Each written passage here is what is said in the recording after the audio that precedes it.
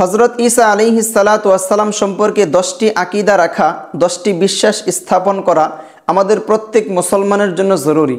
Number 1, হজরত ঈসা আলাইহিস সালাতু ওয়াস সালামকে আল্লাহ তাআলা হজরত মারিয়াম আলাইহিস সালাতু ওয়াস সালামের গর্ভ থেকে পিতা ছাড়া জন্ম দিয়েছেন। নাম্বার 2, হজরত ঈসা আলাইহিস সালাতু ওয়াস সালামকে আল্লাহ তাআলা নবুয়ত দান করেছেন এবং ইনজিল কিতাব দান করেছেন। নাম্বার 3, হজরত ঈসা আলাইহিস সালাতু ওয়াস সালাম যখন কওমকে দাওয়াত দিলেন তখন ইহুদিরা তার দুশমন হয়ে গেল এবং তাকে হত্যা করার চেষ্টা করল। তখন আল্লাহ সুবহানাহু ওয়া তাআলা তাকে হেফাজত করলেন এবং আসমানে জীবিত অবস্থায় উঠিয়ে নিলেন।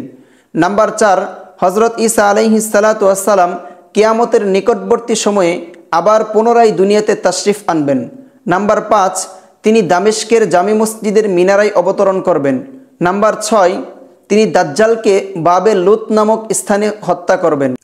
নাম্বার 7, হজরত ঈসা আলাইহিস সালাতু ওয়াস সালাম একজন ন্যায়পরায়ণ ইনসাফগার বাদশাহ হবেন, বিচারক হবেন এবং সমাজে রাষ্ট্রে ইসলামী আইন বাস্তবায়ন করবেন। নাম্বার 8, হজরত ঈসা আলাইহিস সালাতু ওয়াস সালাম বিবাহ করবেন এবং তার সন্তানাদিও হবে।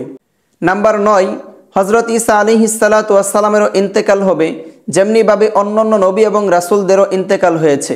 মুসলমানগণ তার জানাজা আদায় করার পরে নবী আলাইহিস সালাতু ওয়াস সালামের রওজার মধ্যে তাকে দাফন করবেন।